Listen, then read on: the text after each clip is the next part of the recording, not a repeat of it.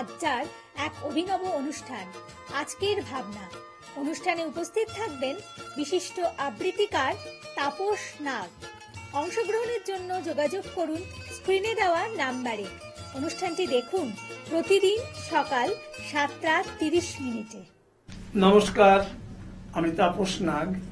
প্রতিদিনের মতো শুরু করছি চ্যানেল ভিশন আয়োজিত আপনাদের প্রিয় অনুষ্ঠান আজকের ভাবনা। আজ শিক্ষক দিবস। আপনারা জানেন শিক্ষক দিবসের তাৎপর্য। আপনাদের যারা আজকের ভাবনার নিয়মিত দর্শক, যেই অনুষ্ঠান পশ্চিমবঙ্গের সাংস্কৃতিক জগতে টেলিভিশন চ্যানেলের অনুষ্ঠানের যে সমস্ত অনুষ্ঠান আপনারা দেখেন, আজকের ভাবনা অবশ্যই তার মধ্যে একটা ব্যতিক্রমী চরিত্র এবং এর চিন্তা ভাবনা, ধ্যান ধারণা পুরোটাই সমাজের নানা দিককে কেন্দ্র করে। যাই হোক, আজকে শিক্ষক দিবস যেহেতু বুঝতেই পারছেন, আগে আমাদের অতিথিদের সাথে পরিচয় করিয়ে দিচ্ছি, তারপরে আমি কথায় আসছি। আমার বাঁদিকে দীপান্বিতা সেন, নমস্কার। আর একেবারে বাঁদিকে চন্দ্রা মহলানবিশ, নমস্কার। এবার আমার যে কথাটা আমি বলতে চেয়েছিলাম, আজকে যারা আমাদের যে দুজন অতিথি আজকের অনুষ্ঠানে, এরা দুজনেই স্বক্ষেত্রে প্রতিষ্ঠিত। এরা শিক্ষক হিসেবে দুজনেই প্রতিষ্ঠিত। নতুন করে আমি কোনোভাবে কোনো পরিচয় দিচ্ছি না। আর তার পাশাপাশি এই দুজন, দীপান্বিতা সেন এবং চন্দ্রা মহলানবিশ, এরা সাংস্কৃতিক ক্ষেত্রেও যোগ্য ব্যক্তিত্ব এবং পশ্চিমবঙ্গের সাংস্কৃতিক শিল্পী মহলে এরা কিন্তু অত্যন্ত পরিচিত। আর তার পাশাপাশি এরা শিক্ষা জগতে অত্যন্ত, বলতে পারেন, বিদগ্ধ মানুষ। যাই হোক, আমি এক এক করে আজকে, কারণ আমার কথা তো আপনারা রোজই শোনেন, সুতরাং আমি বিষয় নই আজকে, কিন্তু আজকে শিক্ষা সম্বন্ধে তাদের কাছ থেকেই আমরা কিছু আজকে জানবো, বা পর্দার ওপারে যারা আছেন তারাও জানতে পারবেন। আচ্ছা, প্রথমে আমি দীপান্বিতার কাছে আসি। দীপান্বিতার কাছে আমার যে প্রশ্নটা প্রথমে থাকবে, যে আজকের যে শিক্ষা ব্যবস্থা, বা এই যে তোমার যে শিক্ষা ক্ষেত্রে যেটা বড় প্রশ্ন হয়, যে একটা বেসরকারীকরণ। অনেকেই বলেন, যেমন আমরা স্বাস্থ্য ক্ষেত্রেও দেখি যে বেসরকারীকরণের একটা হাওয়া আছে, অনেক নার্সিং হোম দেখি, অনেক কিছু দেখি। আবার শিক্ষা ক্ষেত্রেও কিন্তু একটা বেসরকারীকরণ অত্যন্ত গুরুত্ব পাচ্ছে এবং বেসরকারি শিক্ষার দিকে মানুষের ঝোঁক বাড়ছে। এটা কেন? এটা কি জন্য হয়েছে তোমার মনে হয়? এটার কারণ হচ্ছে, প্রথমত এখনকার মা বাবা অর্থাৎ অভিভাবকরা চান যে তাদের ছেলেমেয়েরা ইংরেজিতে দক্ষ হোক, কারণ ইংরেজিতে দক্ষ না হলে তারা প্রতিষ্ঠিত হতে পারবে না, চাকরি পাবে না, এই ব্যাপারগুলো কাজ করে। এবার সরকারি বিদ্যালয়ে তো ইংরেজি পড়ানোর চলটা অতটা বেশি নয়। মাঝখানে তো অনেকদিন আগে, সেটা 6 থেকে ইংরেজি শুরু হয়েছিল, তারা তো কিছুই শিখতে পারেনি, অনেকেই বলে সে কথা। এবং সরকারি বিদ্যালয়ে এখনো ইংলিশ মিডিয়াম ব্যাপারটা তো নেই, বাংলা মাধ্যমে তারা পড়াশুনো করে এবং তারাও যথেষ্ট প্রতিষ্ঠিত হচ্ছে, এটা অস্বীকার করার জায়গা নেই। কিন্তু এখনকার বাবা মা মনে করছেন যে আদব কায়দারও তো দরকার আছে, তো সেই সব দিক থেকে বিচার করে তারা ইংরেজি মাধ্যম বিদ্যালয়ে পড়াতে বেশি পছন্দ করেন। বিশেষ করে যাদের আর্থিক সামর্থ্য আছে, তারা বেশি চেষ্টা করেন যে ইংরেজি মাধ্যম বিদ্যালয়ে পড়ে তারা স্মার্ট হোক, কথায় বার্তায় সব দিক দিয়ে দক্ষ হোক, এই ব্যাপারটা। তুমি যেটা বলছো, কোনো কোনো ক্ষেত্রে দেখা যায় যে আর্থিক সামর্থ্য নেই, তবু যে করে হোক কষ্টে সৃষ্টে সরকারি স্কুলে পড়াবো না, এই প্রবণতাটা কেন? আসলে একটা সময় আমি কিছুদিন সরকারি স্কুলে বসে আগে পড়িয়েছিলাম, তারপরে বেসরকারি স্কুলে পড়িয়েছি। তো সরকারি স্কুলে পড়া হয়, সবই ঠিক আছে, কিন্তু ইদানিং যেটা হচ্ছে কি, জোর করে বেশিরভাগ অভিভাবক চেষ্টা করছেন যে আর্থিক সামর্থ্য না থাকলেও বেসরকারি স্কুলে পড়াতে চাইছেন, কি সরকারি স্কুলে অনেক ক্ষেত্রেই মানে পরিকাঠামোর কিছু সমস্যা থাকে, যেটা বেসরকারি স্কুলে বেশি থাকে। যেমন কম্পিউটার এখন হয়তো সরকারি স্কুলগুলোতে যথেষ্ট এসছে, কিন্তু আমরা দেখেছি আমাদের স্কুলে আজ থেকে ধরুন 25 বছর কেন আরো বেশি, তখন থেকে কম্পিউটার, এবং কম্পিউটারে যথেষ্ট দক্ষ তারা, এবং আরো এরকম নানান ব্যাপার আছে যেগুলো কিনা বেসরকারি বিদ্যালয়ে বেশি সুযোগগুলো বেশি পাওয়া যায়, সে কারণে সরকারি বিদ্যালয় থেকে সরিয়ে নিতে চাইছে অনেকেই। আচ্ছা, যাই হোক, আমি একটা পরিসংখ্যান তুলে বলি। মোটামুটি ভারতবর্ষের শিক্ষা ব্যবস্থা এই মুহূর্তে দেখা যাচ্ছে বেশ একটা বড় পার্সেন্টেজ স্কুলে কম্পিউটার নেই, এবং ভারতবর্ষের শিক্ষা এটা দেখা যাচ্ছে কম্পিউটার থাকলেও আবার দেখা যাচ্ছে যে যেটা আমরা বলি ওই যে ডেটা যেটা অর্থাৎ যেটা ওই যে আপনার এই আজকাল আমরা তো এইসব করে বড় হইনি, ওই একটা প্রশ্ন হচ্ছে যে ওই ডেটা বলছি যে মানে ফ্লপ করছে ওখানে, অর্থাৎ ইন্টারনেট পরিষেবাটাই নেই। আচ্ছা, আমি চন্দ্রার দিকে যাচ্ছি, কারণ তোমার সাথে অনেকক্ষণ কথা বললাম, চন্দ্রার সাথে একটু কিছু বলার বলার প্রয়োজনীয়তা আছে। আচ্ছা চন্দ্রা, একটা কথা বলি, আজকে এই যে সরকারি স্কুলের প্রতি এত ঔদাসীন্য মানুষের কেন? কারণ দেখা যাচ্ছে যে আমরা যেটা দেখছি সরকারি স্কুলে বহু স্কুল আছে যারা দেখা যাচ্ছে ছাত্রছাত্রীর থেকে শিক্ষক শিক্ষিকার সংখ্যা বেশি, এরকম দেখা যাচ্ছে। আবার বহু স্কুলে, বিশেষ করে শহরাঞ্চলে, সেখানে দেখা যায় ছাত্রছাত্রীর পরিমাণ ক্রমশ কমছে, কিছু কিছু স্কুল বাদ দিলে। আর এই যে ঘটনাগুলো আমরা দেখি যে শিক্ষক বেশি, শিক্ষিকা রয়েছে, অথচ ছাত্ররা এত কিছু দেওয়া হয়, মিড ডে মিল, এই ওই নানা কিছু দিয়েও তাদের আকৃষ্ট করা যাচ্ছে না, এই জাতীয় একটা ব্যাপার।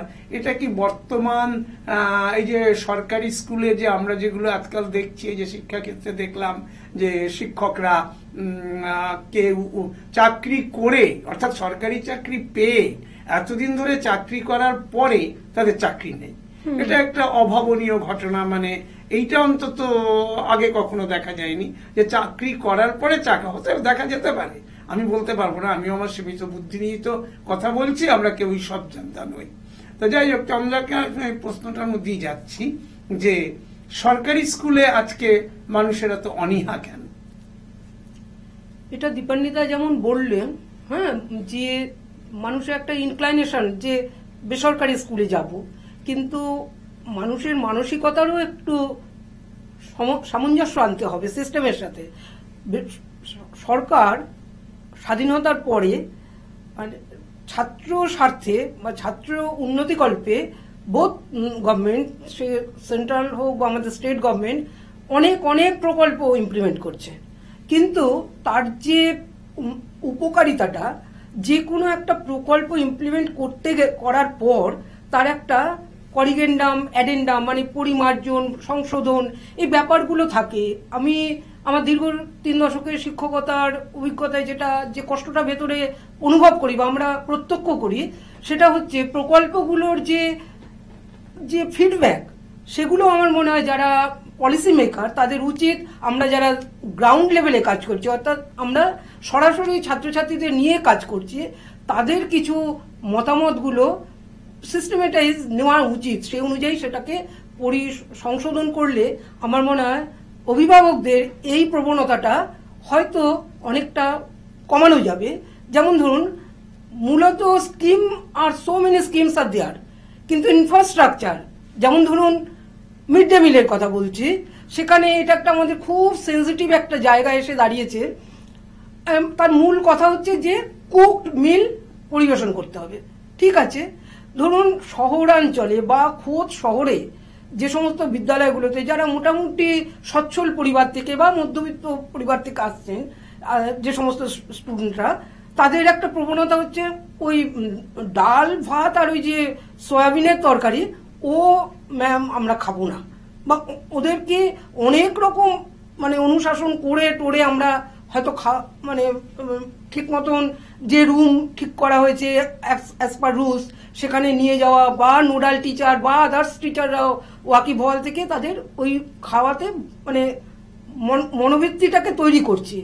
কিন্তু আমার মনে হয় এই যে কুক ফুড, দেখুন তারপরেও আপনিও একজন প্রধান শিক্ষক হিসেবে এটা রিয়ালাইজ করবেন যে আমাদের শহরের ছাত্রছাত্রীরা তারা ওটা খেতে চাইছে না, কিন্তু তাদের যদি ধরুন বেশ ভালোভাবে যদি রান্না করা খাবার, সেটা যদি ধরুন ঘুগনি দেওয়া যাচ্ছে বা একটু অন্য ধরনের খাওয়া দেওয়া যাচ্ছে যেগুলো স্বাস্থ্যপ্রদ, কিন্তু ওরা তার উপর খুব একটা ইনক্লাইন্ড।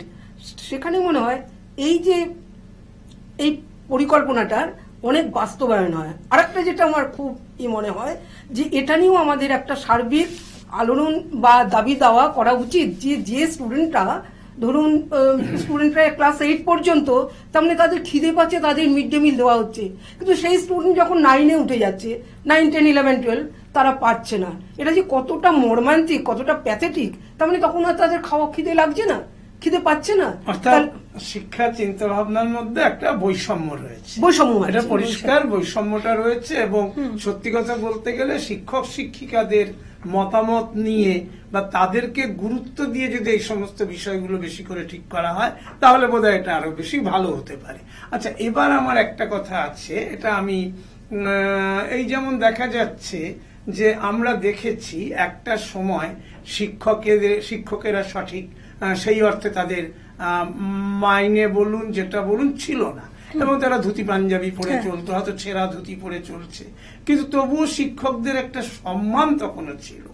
আরেকটা বিষয় হচ্ছে যে শিক্ষকরা অত্যন্ত কম পয়সায় পড়াতেন। একটা সময় দেখা গেল সরকারি স্তরে শিক্ষকদের উপর অনেক গুরুত্ব দেওয়া হলো, এবং তার ফলে কি হলো, পরবর্তীকালে দেখা যাচ্ছে যে শিক্ষকেরা নানাভাবে বিভিন্ন ভাবে দেখা যাচ্ছে যে আমরা জানি যে আমার যেটুকু ক্ষুদ্র অভিজ্ঞতায় শিক্ষক ইন বর্ন তৈরি হয়, হ্যাঁ, কিন্তু এইখানে ঘটনাটা দাঁড়াচ্ছে কি, যখনই নাকি এখানে স্যালারির পরিমাণ প্রচুর বৃদ্ধি করা হলো, তখন দেখা গেল যে কোনোদিন শিক্ষকতা করবে বলে ভাবেনি সেও কিন্তু শিক্ষকতা করতে এসে যাচ্ছে, এবং এরকম একটা অবস্থা সৃষ্টি হয়েছে। এর ব্যাপারে আমি দীপান্বিতার কাছে যাই, যে যারা নাকি শুধু অর্থকে অবলম্বন করে শিক্ষকতা করতে চায়, আর যারা সত্যিকারের শিক্ষক, যারা সত্যিকারের ছাত্রদের মধ্যে কিছু শেখাতে চায়, তাদের উদ্বুদ্ধ করতে চায়, কথায় বলে আপনি আচরি ধর্ম পরের শিখাও, যে শিক্ষকেরা নিজেদের জীবন দর্শন তাদের যেরকম মানুষকেও সেভাবে তৈরি করতে চান, তারা কি আজকের যুগে কি অচল বলবো না, তারা বরং সেটা চেষ্টা করেন। তারা যেমন আমি নিজের ক্ষেত্রেই বলতে পারি যে আমার প্রধান এবং একমাত্র লক্ষ্য হচ্ছে আমার ছাত্রীরা আর কি তারা তৈরি হোক, শুধু ওই পুঁথিগত বিদ্যা নয়, তারা অন্যান্য দিক থেকেও মানে নিজস্বতা তাদের মধ্যে আসুক। তাই সেই জন্য আমি আমার বাংলা বিভাগ থেকে নানা রকম অনুষ্ঠান করেছি, মানে তাদের স্বরচিত কবিতা, স্বরচিত গল্প রচনা, তারপরে বিতর্ক সভা, আবৃত্তি, এই ব্যাপারগুলো এইভাবে চেষ্টা করে থাকি। এবার আপনি যে প্রসঙ্গটা এনেছেন যে আগেকার দিনের শিক্ষক এর সঙ্গে এখনকার শিক্ষক, তো আগেকার দিনের শিক্ষকদের অল্প মাইনে ছিল, তারা ছেঁড়া জামা পরেও তারা গেছেন এবং তারা ছাত্রছাত্রীদের তৈরি করেছে। সেখানে আরেকটা ব্যাপার আছে, তাদের সেই সময় কিন্তু একটা শিক্ষকদের হাতে ক্ষমতা ছিল ছাত্রছাত্রীদের শাসন করার, এবং বাবা মারা এসে কিন্তু তার মধ্যে কথা বলতেন না, বরং তারা শিক্ষককেই বলতেন তারা মারুন, বকুন, যে করে হোক তৈরি করুন। কিন্তু পরবর্তীতে এই শাসনটাই তো উঠে গেল, আমাদের তো রীতিমতো লিখিয়ে নেওয়া হয়েছে যে কোনোভাবে তাদের শাস্তি দেওয়া যাবে না, এবং তাতে কি হচ্ছে, ছাত্রছাত্রীদের মধ্যে একটা বাড়বাড়ন্ত হয়ে যাচ্ছে, তারা শিক্ষককে মানতে চায় না। আর আরেকটা হচ্ছে আপনি যেটা বললেন যে টাকা পয়সার ব্যাপারে আর্থিক সচ্ছলতা আসায় শিক্ষকদের শিক্ষকতার মানসিকতা কমে গেছে, যেটা বলছেন সেটা বলতে গেলে তো রাজনীতি এসে যায়। কারণ যখন আর্থিক সচ্ছলতাটা বাড়ানো হয়েছে, তারপরে শিক্ষকদের কিন্তু রাজনীতির বহু কাজে তাদের লাগানো হয়েছে, এবং তারাও দেখেছেন কি, তারা যদি সেই রাজনীতির ছত্রছায়ায় থাকতে পারেন, এটা বলা উচিত হচ্ছে কিনা আমি জানি না, তো তাহলে তাদের হয়তো পড়ানোতে বেশি মন না দিলেও চলবে, তারা টিউশন বেশি করতেন একটা সময়, মারাত্মকভাবে টিউশন করতেন শিক্ষকরা, তাতে স্কুলে পড়ানোর ইচ্ছাটাই তাদের কমে গেছিল, এরকমও তো হয়েছে, এটা তো অস্বীকার করার জায়গা নেই। ঠিক আছে, এবার আমরা বিষয়টা থেকে একটু অন্যদিকে যাচ্ছি, কারণ স্বল্প সময়ের মধ্যে দিয়ে আলোচনা। তো আমরা যেটা জানি যে education is the cultivation of mind, অর্থাৎ সেই মন রে কৃষি কাজ জানো না, এমন মানব জমিন রইল পতিত, করলে আবার ফলতে শোনা। চন্দ্রার দিকে একটু যাচ্ছি যে এখানে আজকাল দেখা যায় অনেক শিক্ষকতা, এই শিক্ষক তৈরি হওয়াতে কি হয়েছে, এক ধরনের শিক্ষক শুধু নোট দিতে ব্যস্ত থাকেন, অর্থাৎ নোটমুখী শিক্ষা। তাতে শিক্ষকের যে তাদের যে একটা মানে প্রসারিত যে তাদের চিন্তা ভাবনা, এবং ওই যে স্বামীজি বলেছিলেন education is the manifestation of perfection already in man, শিক্ষকের তো সেই জায়গাটাকে প্রজ্বলিত করে তার নিজস্বতা, তার মৌলিকতা, তার চিন্তা ভাবনা উল্লেখযোগ্য মানে একটা চিন্তা ভাবনার মধ্যে একটা পরিবর্তন, যে সে নিজস্ব কিছু করতে পারে। চন্দ্রার এই ব্যাপারে কি মত, যে এই যে পুঁথিগত বিদ্যার ফল যেখানে দাঁড়াচ্ছে, তারা অতিমাত্রায় শিক্ষিত হয়ে হয়তো অনেকেই মানুষকে মানুষ বলেও মনে করছেন না। একজন রাস্তায় রিক্সা চালাচ্ছে, তারা হয়তো বাবার বয়সী, তাকেও হয়তো বলছেন যে সেই শিক্ষকই বলছেন এই যাবি তো চল, এই জাতীয় দৃশ্য আমাদের চোখে পড়ে। তো চন্দ্রার কি মনে হয় এই ক্ষেত্রে কোন শিক্ষাটার উপর আমরা কি বেস করছি, কি করছি? আমরা মূল কথায় ফিরে যেতে হবে। আমাদের ইতিহাসে আমরা যেটা পেয়েছি যে নেপোলিয়ন বলেছেন যে the hand that rocks the cattle rules the nation, যেটা বলা যে mother is the best teacher and family is the best institution. সেখানে আপনি শিক্ষক শিক্ষিকারা হয়তো 5-5.5 ঘন্টা যে স্টুডেন্টদের পাচ্ছে, এবার ওই যে শিক্ষক বা শিক্ষিকা শিক্ষকতা করতে এসছেন, তার সে কি হয়তো অনেক ডিগ্রি বা পরিকাঠামো পরীক্ষা দিয়ে শিক্ষকতায় অ্যাপয়েন্টমেন্ট পেয়েছেন, কিন্তু তার মানসিকতাটা কি শিক্ষকতা করার মতো নার্চারিং হয়েছে, সেটা আমাদের দেখতে হবে।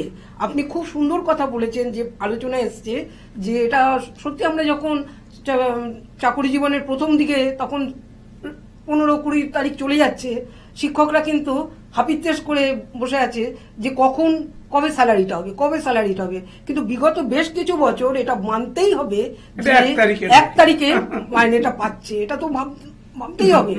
প্লাস ধরুন এই যে ইনফ্রাস্ট্রাকচার, আমাদের যে সরকারি স্কুলগুলোতে প্ল্যানিং গুলো আসছে, স্কিম গুলো আসছে, কিন্তু এই যে আপনি বলেছেন যে কোন স্কুলে দেখা যাচ্ছে প্রভূত শিক্ষক শিক্ষিকা বা শিক্ষাকর্মী, কিন্তু তার 1 কিলোমিটারের মধ্যে বেশ 2-4টে স্কুলে দেখা যাচ্ছে শিক্ষকের অভাব, শিক্ষাকর্মীর অভাব। হ্যাঁ, যদি দেখুন একটা মাধ্যমিক হায়ার সেকেন্ডারি স্কুলে একজন গ্রুপ ডি নেই, লেট মি সে, তা একটা মাধ্যমিক স্কুলে বা উচ্চ মাধ্যমিক স্কুলে সো মেনি মার্কস, যেটা ধরুন বেল দেওয়া, গেট সামলানো বা আদার্স কিছু, স্কুলে দেখা যাচ্ছে জল নেই, অমনি হেডের কাছে চলে আসলো, দিদি পাম্প চলছে না, দিদি ওই করছে না, এই গেল। তাহলে এদিকের খামতি, টিচারের খামতি থাকলে ধরুন যে ক্লাসগুলোতে টিচার নেই, তাহলে তো সেই সব স্টুডেন্টরা শান্ত চুপচাপ হয়ে থাকবে না, এটা তো ওদের দোষ নয়। তাহলে ও পাশের দুটো ক্লাস যদি এভাবে টার্মোয়েল হয়, আদার্স টিচাররা কি করে ক্লাস নেবে বা সিস্টেমেটাইজ হবে? এই করতে করতে শিক্ষকদের মানসিকতাতেও কিছুটা লেথার যে আমি পড়াতে গেলে পারছি না পড়াতে এই গন্ডগোলের জন্য, তাহলে আমি করব কেন? বা এখনকার মৌলিকত্বটা আনবো কি করে? ইচ্ছে থাকলে তুমি শিক্ষকদের ফরেই কথাটা বলেছো। আমি একটু দীপান্বিতার কাছে যাই। আচ্ছা, এই যে মৌলিকত্বটা আনা যাচ্ছে না বা হচ্ছে না, বা আর কিছু কিছু আছে যারা একেবারে এটা নিয়েই জন্মায়, জন্মসূত্রে অর্জিত আর চর্চিত দুটো ব্যাপার আলাদা। অর্জিতর কথাটা আলাদা, তাকে যেখানেই দিক সে ঠিকই সেই জায়গায় পৌঁছে যাবে। কিন্তু আমার প্রশ্নটা হচ্ছে যেটা দীপান্বিতার কাছে, এই যে চন্দ্রার কথা দিয়ে যে ইয়েদের কথা, মানে গার্জিয়ানদের কথা উঠে এলো, বাড়িতে শিক্ষা, আসল শিক্ষা প্রথম বাড়িতে, ফ্যামিলি। তা আমি আমার ক্ষুদ্র দৃষ্টিতে, বা আমি হয়তো খুব মহৎ দৃষ্টির লোক মানুষ না, তো আমি হয়তো আমার ক্ষুদ্র দৃষ্টিতে দেখেছি যে মায়েরা বলছেন ছাত্র ছেলে মেয়েদের, এই তোর টিফিন কেন ওকে দিয়েছিস, তোর কেন ওইটা ওকে ও যদি 88 পায় তুই কেন 89 পেলি না, তুই কেন 78 পেলি। এই যে সমস্ত গার্জিয়ানদের ক্যারেক্টার, এই ক্যারেক্টার প্রায় 90% অফ দ্য সোসাইটি। তাহলে এইখান থেকে কি করে মানুষ মুক্ত হবে? এখন মা বাবাকে সতর্ক হতে হবে, সচেতন হতে হবে। এক্ষেত্রে কিন্তু মা বাবা যদি তার ছেলে মেয়েকে স্বার্থপরতা শেখান, তারা যদি বলেন যে তুমি ওকে টিফিন দেবে না, ওর সঙ্গে কোনো কিছু শেয়ার করবে না, এইভাবে আজকের দিনে ছেলেমেয়েরা ভীষণ স্বার্থপর মানসিকতার তৈরি হচ্ছে, যেটা আমি আগে যখন পড়াতাম আর এখন পড়িয়ে আমি যে পার্থক্যটা দেখেছি, আগেকার ছেলে মেয়েদের মধ্যে এতটাও রেষারেষি বা এতটাও স্বার্থপরতা ছিল না, যেটা এখন আরো বেশি করে তৈরি হচ্ছে। এবং এর ফলে হচ্ছে কি, এইসব ছেলেমেয়েরাই তো পরবর্তীকালে মা বাবা হচ্ছে, তারা সেই স্বার্থপর বুদ্ধি নিয়েই তারা কিন্তু বড় হচ্ছে, গড়ে উঠছে। এরা কিন্তু দেশের সেবায়, দেশের কাজে, মানুষের কাজে কোনোদিন আসবে না। এরা শুধু নিজের স্বার্থ, নিজের টুকু ছাড়া কার কথা ভাবে না। যে কারণে আজকে এত বৃদ্ধাশ্রম কেন হচ্ছে, এটাই তো কারণ। শুধু আমি আর আমার স্ত্রী আর আমার সন্তান, তার বাইরে আমি তাকাবই না। যে এই কথাটা রেস ধরে একটা বলা যেতে পারে যে মানসিকতায় আমরা যারা টিচারদেরও আমাদের সেই মানসিকতা যে ঠিক আছে ওই ক্লাসে তো টিচার আসেনি, আমি একটা ক্লাস একটু বেশি নিই না, স্টপ গ্যাপ ব্যাপারটা নিয়ে কত রকম টিচার্সরুমে যে ডিভোশন, যে ঠিক আছে আমি একটু এক্সট্রা ওই ঘড়ির কাটায় ঠিক ওই 4:40 হবে কি আমি স্কুল ছেড়ে চলে যাবো, আর আমি কেন নেব? ধরুন কোন স্কুলে স্পোর্টস ব্যাপারটা হয়তো সেই প্রেমিসিসে সাফিসিয়েন্ট গ্রাউন্ড নেই, তা তাদের কিন্তু অনায়াসে ছাদে বা যেগুলো ব্ল্যাঙ্ক স্পেস আছে তাদেরকে নানান রকম ইন হাউস স্পোর্টস এর মধ্যে ইনভলভ করা যায়, ক্রিয়েটিভিটির মধ্যে ইনভলভ করা যায়। সুতরাং ওই একটি কথা যে শিক্ষকতা করতে আমরা আসছি, আমরা কি সেই শিক্ষকতার মানসিকতার মধ্যে নার্চার্ড? যে আমি ব্যক্তিগতভাবে একটা কথা বলছি, আমার বেশ মনে আছে, আমি তখন খুব নিচু ক্লাসের ছাত্রী ছিলাম, একদিন খুব একটু বায়না করছি, আমার ছুটি ছিল, আমার মাও শিক্ষকতায়, ফলে উনি পরিষ্কার বললেন টেবিলের উপর বাটি রেখে, শোনো মেয়ে, তোমার মা বাড়িতে তোমাদের 5 জনকে দেখতে হয়, কিন্তু স্কুলে 1000 জনকে দেখতে হয়, সুতরাং তুমি খেলে খাবে, আমাকে স্কুলে ঠিক টাইমে চলে যেতে হবে। তো এই মানসিকতা দেখেছি। কিন্তু আদারওয়াইজ আমার সহকর্মীদের মধ্যে বা অনেকের অভিজ্ঞতা আছে, আমার এই ছুটিটা আগে দরকার লাগবে, আমার ওটা লাগবে। আর এখন তো সো মেনি স্কোপস দিয়েছে, সিসিএল দিয়েছে, ম্যাটারনিটি লিভ দিয়েছে, আদার্স প্যাটার্নিটি লিভ দিয়েছে, সুতরাং এত লিভসের পরেও কিন্তু শিক্ষকদের চাহিদাটা কিন্তু আমরা চিন্তা করছি না, আমরা ইন লিউ অফ দ্যাট কতটা আমরা ডিভোটেডলি স্টুডেন্টদের দিচ্ছি। খালি কি ওদেরকে আমাদের দোষারোপ করতে হবে? আমি নিজে ব্যক্তিগতভাবে অবাক হয়ে যাই, যে স্টুডেন্ট দেখা যাচ্ছে যে ক্লাসরুম বুকের ক্লাসের ওপর সে ততটা ইনক্লাইন্ড নয় বা এক্সপার্ট নয় বা মানে মাইন্ডফুল নয়, আদারওয়াইজ দেখা যাচ্ছে যখন কম্পিউটার রুমে গিয়ে ওই সাবজেক্টটা পড়ানো হচ্ছে, দেখা যাচ্ছে যে ব্যাক বেঞ্চার বলতে আমরা যাদেরকে বোঝাই, তারাই দেখছি বেশ ভালো নাম্বার টিচাররা রিপোর্ট করছে। ভাবলে অবাক লাগছে, স্পোর্টস মাঠে আমি নিজেই তাজ্জব হয়ে যাই যখন 100 মিটার বা 200 মিটার রান বয়েজদের থাকে বা গার্লসদের, কি ক্ষিপ্রতায় তারা, আমি ভাবি তাহলে এই যে সবার জন্য শিক্ষা, সবার জন্য আর্টিকেল প্রিপোজিশন, দাগিমা, নিউটনের সূত্র, এগুলো দরকার নেই। সুতরাং একটা সার্টেন পিরিয়ডের পর না আমার মনে হয় মানে যার যেখানে ইনক্লাইনেশন আছে সেদিকে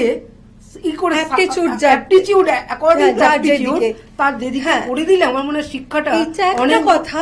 আর আমাদের বেসরকারি স্কুলগুলোতে কিন্তু আবার এই সমস্যাটা নেই, কারণ আমাদের একদম অর্ডার থাকে, মানে কোনো টিচার যদি করতে নাও চায় তাকে করতে হবে, যে তার সিলেবাস শেষ করতে হবে অ্যাট এনি কস্ট, অর্থাৎ যে কোনো মূল্যে তাকে শেষ করতে হবে, এবং তাকে এক্সট্রা ক্লাস নিয়ে, ছুটির পরে ক্লাস নিয়ে, ছুটির দিনে এসে তাকে সেটা শেষ করতে হবে, করাতে হবে।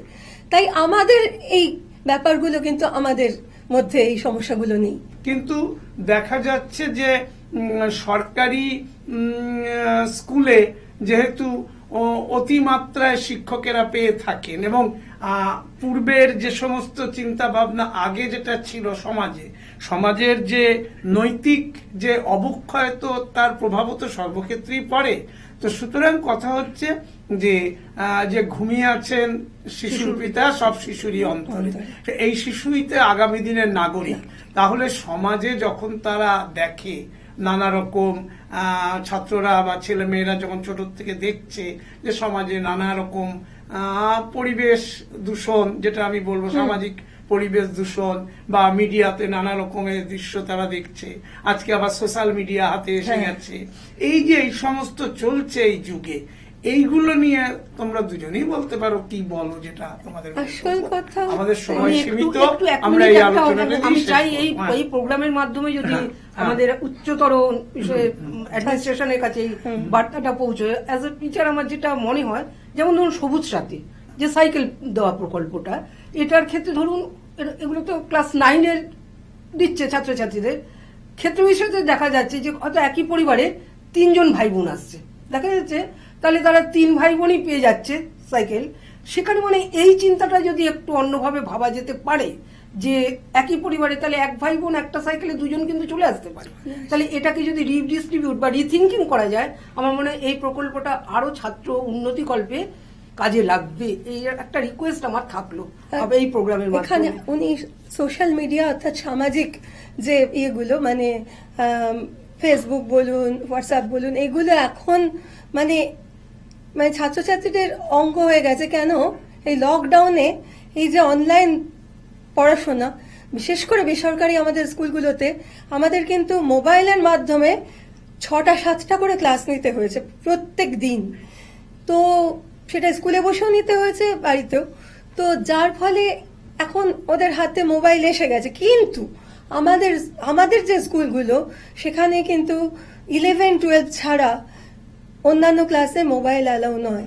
আর যদি বা নিয়ে এসে টিচারের কাছে, ক্লাস টিচারের কাছে সেটা জমা রেখে তবে ক্লাসে যেতে পারে। আচ্ছা, আমরা প্রায় শেষের দিকে চলে এসেছি। একটা ছোট্ট কথায় আগে আসি। বহু বছর আগে আমি তখন বিএড ট্রেনিং এ ছিলাম ওই রামকৃষ্ণ মিশন শিক্ষণ মন্দির বেলুর মঠে। তো অ্যাট দ্যাট টাইম ওখানে কোনো একজন টিচার বলছিলেন যে দরিদ্র পরিবারে, যে সমস্ত পরিবারে মানে ছেলে মেয়েরা মানে তাদের হয়তো দেখা যাচ্ছে তখন সন্তান সংখ্যা হয়তো 4 জন 5 জন, তারা হয়তো মনে করতো সন্তান সংখ্যা যত হবে সেটা তাদের অ্যাসেট, কারণ তাদেরকে নানাভাবে নানা জায়গায় কাজে লাগিয়ে পাঠিয়ে দিতে পারবে, শিক্ষা টিক্ষা না দিলেও চলবে। সেই ব্যবস্থা থেকে বোধহয় অবস্থা কোনো পরিবর্তন একটু আমি করছি ডিজিটাল ব্যাপারে, যেটা হচ্ছে লকডাউনের সময় আমাদের সরকারি স্কুলগুলোতেও এক্সটেন্সিভলি, এমনকি সেই প্রবণতা এখনো যে ডিজিটালি ক্লাসরুম টিচিং হয়ে থাকে বা হয়ে চলছে। মোরওভার গত বছর থেকে সরকারি পরিকাঠামোতে এতদিন 12-এর ছেলে মেয়েদের, দ্বাদশ শ্রেণীর ছেলে মেয়েদের ট্যাব দেওয়া হতো, কিন্তু বিগত 2 বছর ধরে 11-দেরও দেওয়া হচ্ছে। তাই এই যে দেওয়া ব্যাপারটা বা ওরা পাচ্ছে, এটা সদ্ব্যবহার বা প্রপার ইউটিলাইজ করছে কিনা সেটা দেখার জন্য যদি আমরা টিচাররা আরো ইনভলভ থাকি। সময় আমাদের একেবারেই প্রায় শেষ, সুতরাং এই জায়গায় আমার এখন যেটা মানে বলার হচ্ছে যে তার মানে ইদানিং কালে দেখা যাচ্ছে, আমি যেটা সেই বিএড ট্রেনিং এর সময় সেই টিচারের কাছ থেকে শুনেছিলাম, তো ইদানিং কালে কিন্তু মানুষ মনে করছে না যে আমার যদি 3টে ছেলে মেয়ে থাকে বা 4টে ছেলে, তারা লেখাপড়াটা শিখুক।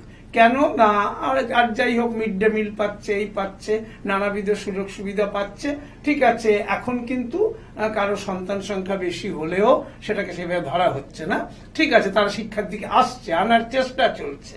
আরেকটা দিকে যেটা দেখা যাচ্ছে যে সম্প্রতি একজন খুব গণ্যমান্য ব্যক্তি ভারতবর্ষের প্রেক্ষাপটে তিনি বলেছেন যে প্রত্যেকের ঘরে মিনিমাম 3টে করে সন্তান। তো এখন তিনি কিভাবে বলেছেন, কি বলেছেন আমি জানি না, এবং জনসংখ্যা যদি এই হারে বাড়তে থাকে তারপরে তার কি হবে বা জনসংখ্যা কম, এ বিষয়ে বাসস্থান, যাই হোক এখন সমস্যা হবে। যাই হোক, শিক্ষা, এটাই কথা, শিক্ষা ছাড়া একটা জাতির জীবন অচল হয়ে পড়ে। সেই দিকে লক্ষ্য রেখে আমরা আজকের একটাই বলবো, লং লিভ গভর্নমেন্ট স্কুল। আমি দীপান্বিতা সেন ও চন্দ্রা মহলানবিশকে নিয়ে আজকের মতো আপনাদের কাছ থেকে বিদায় নিচ্ছি। যাবার আগে প্রতিদিন যা বলে যাই, আগামীকাল ঠিক সকাল 7:30 আবার দেখতে ভুলবেন না চ্যানেল ভিশন আয়োজিত আপনাদের এই জনপ্রিয় অনুষ্ঠান আজকের ভাবনা। নমস্কার। চ্যানেল ভিশন আয়োজিত গান, কবিতা, সাহিত্য ও আড্ডার এক অভিনব অনুষ্ঠান আজকের ভাবনা। অনুষ্ঠানে উপস্থিত থাকবেন বিশিষ্ট আবৃত্তিকার তাপস নাগ। অংশগ্রহণের জন্য যোগাযোগ করুন স্ক্রিনে দেওয়া নাম্বারে। অনুষ্ঠানটি দেখুন প্রতিদিন সকাল 7:30।